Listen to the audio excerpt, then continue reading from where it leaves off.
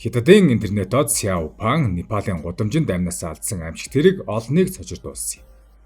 Хамгийн аимшигтай нь аллах зөвхөн гудамжинд болоо зогсохгүй 10,000 гаруй үзэгчдийн нүдэн дээр шууд дамжуулалтаар гарсан бөгөөд алуурч нь бүр Хятадаас ирсэн түүний найз байж. Харь оронд найз нөхөд бие биенээ дэмжих статал найз нь ягаад Сяопинг ингэтлээ үзэн ядаж амийг нь хороох болов. Бас ягаад тэр итгээд камерын өмнө олон нийтийн нүдэн дээр ийм хэрцгий гэмтэрэг үлдэхээс огт айсангүй. 2022 оны 12 дугаар сарын 4-нд Сяопан найз бүсгийн Маргарет болон өөр 3 найзын хамт Непалийн Катманду хотын Индра талбай орчим зугаалж байв. Хайрттайгаа хамт аз жаргалтай мөчүүдийг өнгөрөөх зураа өөрөө контент бүтээгч учраас Сяопан шууд дамжуулалт эхлүүлж фэнүүдтэйгээ найрсгаар харилцаж байлаа.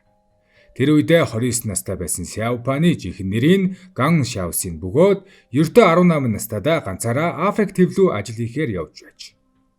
Эндээ удаан амьдарч мөн түүний хоол хийх чадвар гайхалтай байсан тул 22 настайдаа Замбийн нэгэн ресторанд тоогоочор ажилд орсон байна. Тэнд тэр зөвхөн олон гадаад найз нөхөдтэй болоо зогсохгүй амьдралынхаа хайрыг Маргареттэй Африкийн Замбид танилцжээ. Найз бүсгүйтэйгээ учирч Африк төвд илүү их дурлах болсон Сяопан 2016 онд богино бичлэгийн салбар хурдцтай хөгжих үед өөрийгөө Африк дахь Сяопан хэмээн нэрлэж Африк дахь өдөр тутмын амьдралыг цахим платформд тогтмол хуваалцаж эхэлсэн байна. Түүний нийтэлсэн бичлэгүүдээр дамжуулан хүмүүс Африкийн жирийн иргэдийн бодит амьдралыг мөн хүнд хөдөлмөрийн цаана нуугдсан амьдралд тэмүүлэх хүсэл, хайрыг нь олж харсан юм. Чин сэтгэлд агуулга, сэтгэл хөдлөл дүүрэн яриа, гайхалтай илтгэх чадварынхаа ачаар Сяопан богино хугацаанд олон фэний анхаарал хайрыг татжээ. 2022 он гэхэд түүний дагагчдын тоо 4 саяас давсан бөгөөд энэ утгаараа тэр үнэхээр амжилтанд хүрсэн интернет од байв. Харин хожим хэрэг гардаг тухайн өдөр шууд дамжуулалт ихснээс хойш удалгүй түүний шууд дамжуулалтын өрөөнд олон үзэгч цугларчээ. Үзэгчид камерын цаанаас Непалийн нутгийн ахуй соёлыг сонирхон харж байтал гинэд камерын хүрээнд нэгэн хүн гүйж орж ирээд Сяопанг шууд харгасаар хутгалсан байна. Ойрлон хашгирaan дунд Сяопан амьдралынхаа сүүлчийн шууд дамжуулалтыг ийхүү дуусгасан юм. Удалгүй түүний харамсалтай үхлийн мэдээ эх орондон тархжээ. Хүмүүс Сяопанд гашуутхан зэрэгцээ ямар хүн түүнийг ингэтлээ үзэн ядаж олон нийтийн өмнө амийг нь хорох болов гэдэгт ихэд гайхаж байлаа. Тун удалгүй дотоод их сурвалж мэдээлэхдээ Сяопанг алсан хүн нь мөнлөх контент бүтээгч интернетод юун байсан бөгөөд тэд зөвхөн нэг салбарынхан байгаа зогсохгүй сайн найзууд байж. Тэгвэл сайн найзууд байж яагаад юун уур хилэнгээр дүүрэн Сяопанг алсан юм бол. Сяопан угаасаа сайхан сэтгэлтэй тусч хүн. Түүнийг Хятадд байх үед төрсөн нутагт нь ноцтой байгалийн гамшиг тохиолдож, орон нутгийн иргэд асар их эд хөрөнгийн хохирол амссан төдийгүй олон тосгоны хүмүүс сураггүй алга болж бүр амнасаа алдсан байна. Энэ тухай сонсоод Сяопан маш их харамсаж сэтгэл өвдсөн ч тухайн үедээ тэр их мөнгөтэй байгаагүй, дөнгөж өсвөр насны байсан тул их нутагтаа санхүүгийн томоохон тусламж үзүүлэх боломжгүй байж. Энд тэр сайн дурынхны багт нэгтэж өөрийн амнасыг үл хайхран гамшигын мөсөд очин хохирогчдод туслахаар шийдсэн байна.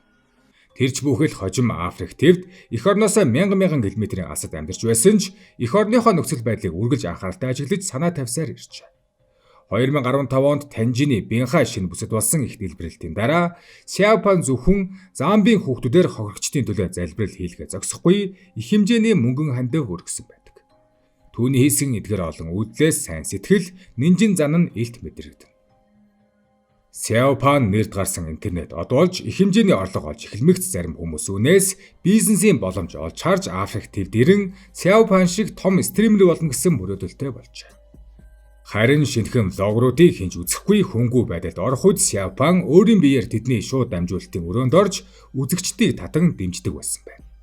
Алуурчин юанч гэсэн яг ийм нөхцөлд Сяопантай танилцжээ. Эхэндээ Сяопангийн тусламжаар юан нэлээд олон дагагчтай болсон ч түүний бичлэгийн хэв маяг хэд итгээд агуулган дандаа нэгэн хэв юм байсан тул фэнүүд нь хурдан хугацаанд цөөрсөн байна. Ердийн үед ийм байдалд орсон хүн өөрийгөө эргэцүүлж үзэгчдэд илүү таалагдах арга барил хайх ёстой. Гэвч юан тэгсэнгүй, харин ч тэр Сяопан надад бүх ур чадвараа заагаагүй.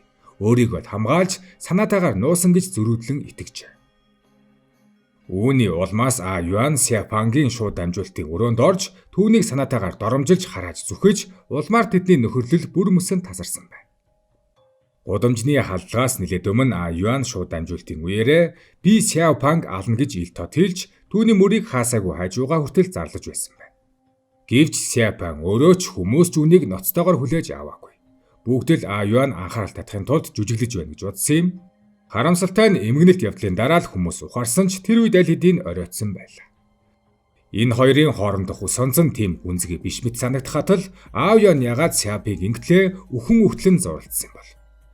А Юан өмнөх бичлэгүүдэд тайлбарлахдаа энэ бүхэн Сяопан түүнээс 8000 юан авч гар утас авч өгнө гэж амлаад эцэст нь уцааж өгөөгүй, мөнгийг нь ч буцаагаагүйгээс эхэлсэн гэжээ. Шууд амжилттай хийхин тулд чанартай төхөөрөмж зайлшгүй хэрэгтэй. Иймээс А Юан тухайн үед харилцаа нь муудаггүйсэн Сяопанг хятадаас гар утас авч өгөхийг гуйсан байна. Гэтэл мөнгийг нь авсан хэрнээ Сяопан утсыг нөгсөнгүй, мөнгийг нь ч буцаагаагүй. Цар тахлын дараа Сяопан өөрийн нэр хүнд байр суурь ашиглан өөрийн эзэн хоолны үлдэгдлийг А Юанд өгч бусдад тушаасан. Ингэснээр А Юан ч коронавирусээр халдварсан гэж А Юан ярьсан байна. Хэрвээ энэ бүхэн үнэн бол гэмт итгээд Сяопанг алсан нь учиртай мэт харагдаж болох ч энэ хоёртой хоёуландаа танил байсан өөр нэг стример Сяо Юе үүнийг эрс үгүйсгэжээ. Түүний хэлснээр Сяопан коронавирусээр халдварсныхаа дараа өрөөндөө тусгаарлагдсан. Хоол хүнсийг нь өртөл өрөөнийх нь үдэн тавиад гарч ирэхийг нь хүлээдэг байсан. Ийм байхад өөрийн эзэн хоолыг А Юанд өгүүлэх ямар ч боломжгүй байж амжилтанд хүрсэн интернет одын хувьд Сяопанд тэр 8000 юан огт хэрэггүй байлаа. Гар утсыг авч чадаагүй дараа Сяопан уг мөнгийг дундын зуучлагчид өгч А Юанд буцаан шилжүүлэхийг даалгасан байна. Гэвч өнөөх итгээд нь мөнгийг аваад алгуулсан. Хожим Сяопан энэ талаар А Юанд тайлбарсан ч өнөөх нь сонсохыг хүсээгүй нь илт байсан. Өнөөдөр ч хүмүүс энэ хоёрын хоорондын маргаан бодлооны талаар санал зөрөлдсөөр байгаа ч ямар ч тохиолдолд гэмт итгээд Сяопан хөнөөсөн үйлдэл нь хятадын хуулийг ноцтой зөрчсөн хэрэг. Ямар ч шалтгаан байсан хууль ёсны шийтгэлээс зайлсхийх боломжгүй. Сяопанд дургуутсан сэтгэл нь удаан хугацаанд хоримтлагдсаар А Юан эцэст нь хүн алах бодолтой болжээ. Сяопан шууд амжилт хийж явах үед А Юан олон нийтийн өмнө хутгаар дайрч амийг нь хөнөөсөн юм. Гэмт итгэдийн энэхүү үйлдэл нь санаатай хүн амны хэрэгт хамаарах бөгөөд бүгд найрамдах хятад ард улсын эрүүгийн хуулинд дараах байдлаар заасан байдаг. Санаатай хүн алсан этгээдэд цаазын ял бүх насаар нь 20 ял эсвэл 10 жилээс доошгүй хугацаагаар 20 ял оноо. Хэрв нөхцөл байдал харьцангуй хөнгөн бол 3-аас 10 жилийн хугацаатай 20 ял оногдуулна. Зарим хүмүүс А Юан Сяопанг алсан нь үнэн боловч Сяопан удаадараа түүнийг дээрлэхэж доромжилсны улмаас А Юан төсөөлөх аргагүй байдал төрж уур хилэнгийн улмаас аллах үйлдсэн гэж үздэг. Энд тэд гэмт итгээдийн үйллийг зөвхт уурын улмаас үйлдсэн аллах гэж үзэж санаатай хүн амны хэргийг харьцангуй хөнгөн нөхцөл тооцсон 3-аас 10 жилийн 20 ял онох ёстой гэж маргадаг. Тэгвэл А Юаны аллах үнэхээр зөв уурын аллах мөн үү? Тэдний шүүхийн холбогдох тайлбараар зөв уурын аллах гэдэг нь хохирогч итгээд бусдын олон удаагийн ноцтой гэмт хэрэгт хохирч тухайн мөчид дахин хууль бус үйлдэл хийгдэж байх үед түүнийг даруй таслан зогсоох зорилгоор уур хилэнгийн улмаас газар дээр нь гэмт итгээдийн амь насыг нь хохироосон үйлдэлийг хэлнэ гэж заажээ.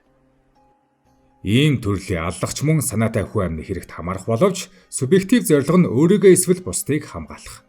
Нийгмийн ёс суртахуун шударга ёсыг объективээр хадгалсан гэж үздэг тул хуульд зааснаар 3-аас 10 жилийн 20 ял оноодог. Тэгвэл А Юаны үйлдэл ийм ангилалд багтах уу? Дээрх нөхцлөөс харахад А Юан удаан хугацааны турш Сяопанг алах бодолтой байсан. Үүнийгээ шууд дамжуулалтаар олон нийтэд зарлаж мөрдөж хайж байсан.